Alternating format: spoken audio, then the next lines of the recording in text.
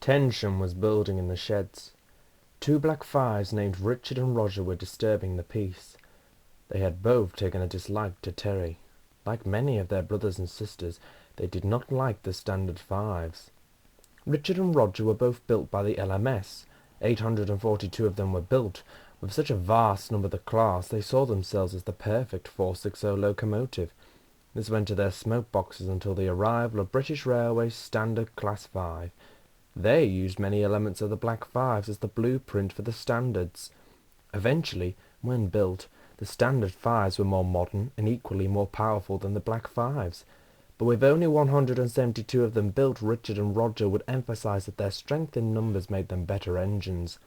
Terry begged to differ, but with only one of him and two of them it seemed to make no difference, and he would just ignore them.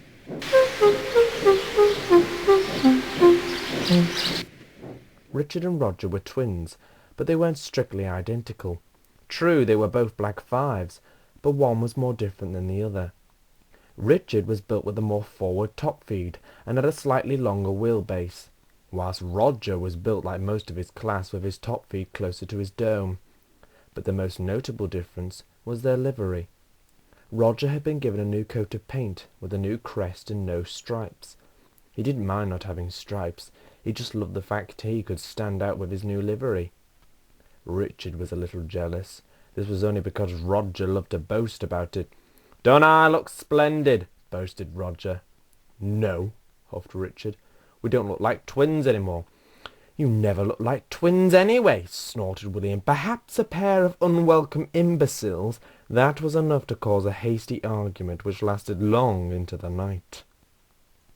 "I hope they're not going to be living here," whispered Ivett next morning. "They kept me awake all night," grumbled Robin. "I don't think I can take any more of this," sighed Terry wearily. "Don't worry, Terry," sympathised Ivett. "We're here for you, and I'm sure the shed-master won't let anything bad happen to you." Robin agreed. They waited for a response of William, but he looked to be stuck in a trance, eyeing up the twins, seeing if they were up to no good. At the station, Jimmy was busy shunting coaches, all of which were heading towards holiday destinations. He'd been busy throughout the night and hadn't had time for a rest. It had been a very warm night with another steamy day beginning, but Jimmy soldiered on. Due to the hectic timetable, Jimmy hadn't been back to the sheds for over 2 days. He had no idea of the events that had happened in the yards, but what he did know was that Richard and Roger were the cause of many quarrels. Jimmy had just prepared a train when Roger rolled in. "Good morning," he called. Jimmy stuttered and unsure. Good morning."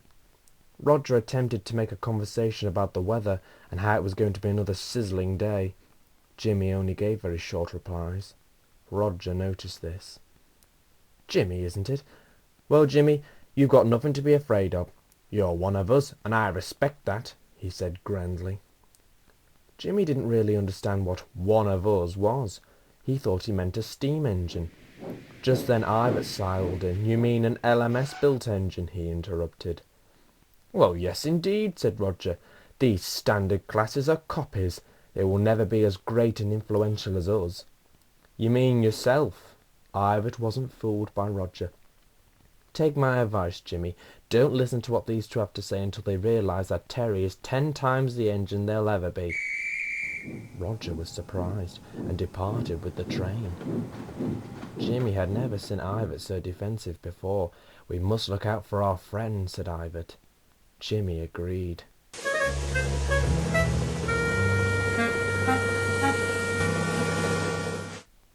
As the sun rose in the sky, it began to get increasingly hotter. At the junction, Terry warned Robin about the dangers in the heat. "Just take care, the track might buckle." "Thank you for the warning," smiled Robin, and he steamed away. Terry knew that under intense heat, railway lines can buckle and bend out of place. It is extremely dangerous, and all the engines had to take care.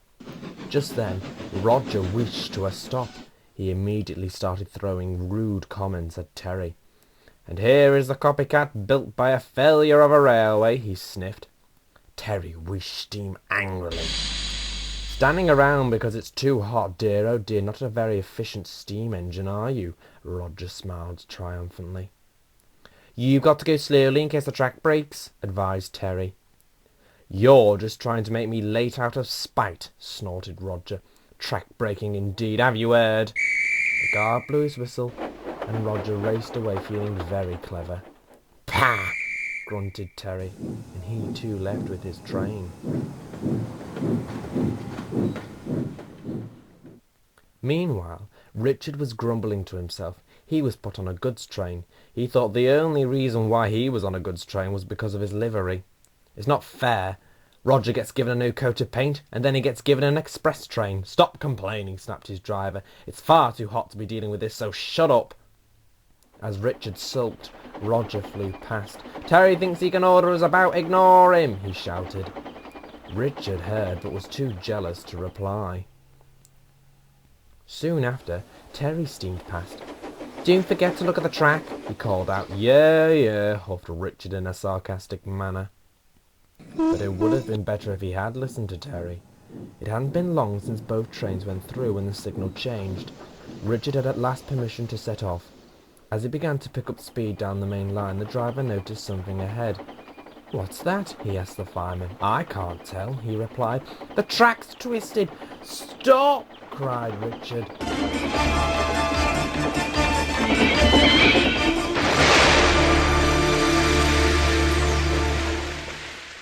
At the speed Richard had been travelling, it was impossible to stop in time. When the driver and fireman inspected their engine, it was obvious the sun had bent the rails. They noticed that Richard's bogies were badly damaged too. As the guard went to warn the signalman and go for help, William went past. "Oh, please, help me," pleaded Richard. "Certainly not," huffed William. Then Ivett went past. "Please help," begged Richard.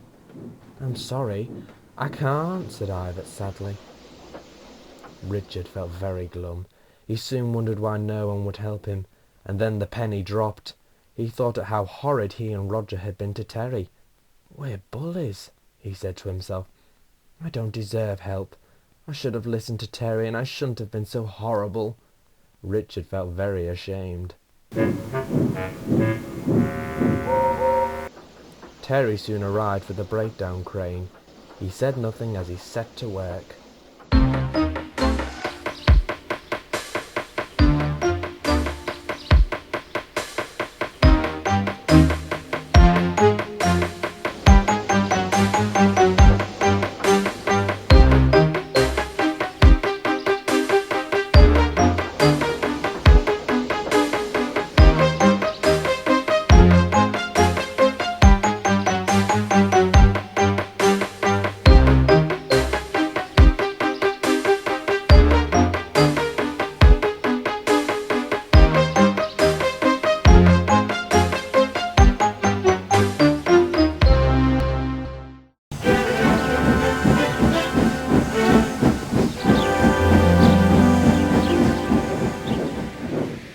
The shed-master was waiting for them as they returned.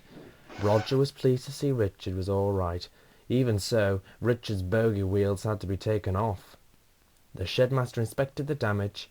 Then he turned to the two black fives. He scolded them severely. "It has come to my attention that you have said terrible things to Terry. You have been truculent, impertinent, and very outspoken to all my engines. I do not like such rudely behaved locomotives in my sheds. I do understand that certain engines are not perfect or saints, but they are all well-mannered and always forgiving.